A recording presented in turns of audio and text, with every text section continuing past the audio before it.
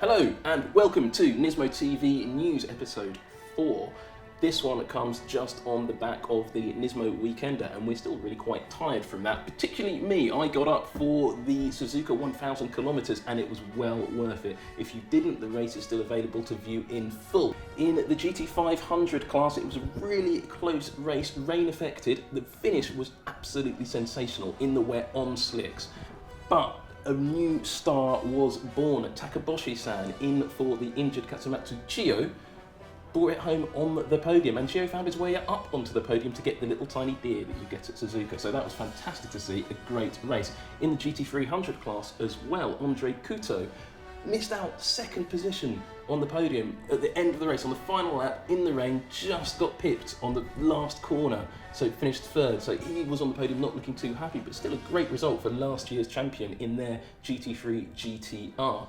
At the Hungaroring, the Blancpain Sprint series was in action. You can watch all of that in full here on Nismo TV, but it's well worth watching the opening lap to see Lucas Ordonez make a cracking start, making a load of positions on that. Keep an eye on him, but also keep an eye on the number 22 car of Ricardo Sanchez and Sean Walkinshaw in the Silver Cup. Now, they came in with a great second position. You can watch that here now in full, so tune into that.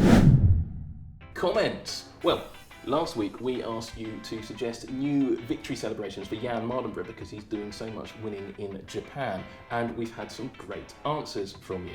Robert Ross has come up with the idea of finger guns, pointing out all the people he's beaten, Jan's beaten, as he goes around on the finishing lap, and then maybe doing an arms wide open celebration to respect all the adulation of the fans. Meanwhile, Ryan McKee comes up with an intriguing suggestion of Jan doing a dab for his celebration. Week in Nismo, and this week everything comes from down under. Big news from the Australian GT Championship, specifically the 2017 Bathurst 12 hours race. Two cars will be coming from the new Hobson-Wall combination team that's just been put together. Those will be in action with an all-star driver lineup. We don't know exactly who those drivers are fully for that race. That's not been entirely confirmed. It may mean the return of Chiyo to Bathurst. Mount Panorama really enjoyed his presence last year. You can see fantastic clips of the closing laps here on Nismo TV from those races. Also, more news from down under. Really exciting, this one. We've got Caruso and Simo at the wheel of a GT Academy Team Kelly run car, and that is fantastic for Matt Simmons, who is, of course, GT Academy International winner. A lot of people are going to be asking us questions about the 2017 Bathurst 12 hours and will it be live on Nismo TV again? Well, we really hope so, but they really have to invite us back, and I'm not sure we're allowed after what happened last year. It all got a bit too exciting, Mr. Chiyo. Chiyo off the road. The pass on the grass. How did he manage that? Elsewhere in the world, at Nismo, Nick was in action in NASCAR. Yes, indeed, we are talking about NASCAR on Nismo TV News.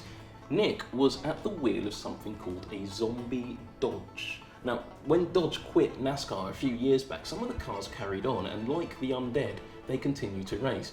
Because Nissan isn't in NASCAR currently, he had to drive something else. Well, he ended up in this Dodge, and this started a whole bunch of conversations online and has led to a new segment of Nismo TV News called Nismo TV Rumours. And these rumours are things that may or may not be true, but probably aren't true, but they're quite nice to see. And so if Nissan was in NASCAR, this is what a fan has suggested it might look like. It's an older spec car, but this would look so good going around Watkins Glen. There have been some other news and rumours out of Japan. For those who follow Super GT on the live coverage here on Nismo TV, you'll have probably heard rumours about a Red Bull sponsored Nissan GT-R racing next year. That rumour's come from the pages of Autosport magazine in Japan. They've mocked up this fantastic image of what a Nissan Red Bull GT-R would look like if it was in GT500 specification. Now, there is absolutely no confirmation, and my sources on the ground in Japan suggest it probably won't happen next year.